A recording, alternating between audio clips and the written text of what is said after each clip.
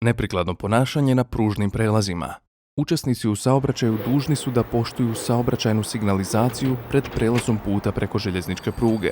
Od njihovog ponašanja zavisi da li će se potencijalni rizici pretvoriti u saobraćajne nesreće, koje mogu imati ozbiljne posljedice po zdravlje i imovinu ljudi.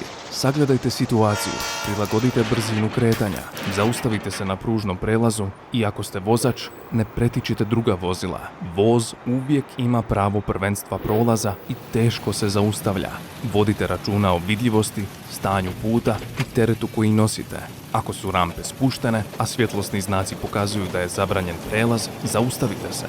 Budite odgovorni i vodite računa o mogućim posljedicama. Saobraćajne nezgode mogu imati trajne psihofizičke posljedice. Svaki učesnik udesa zna da traume i stanje apatije, straha i depresije mogu trajati jako dugo.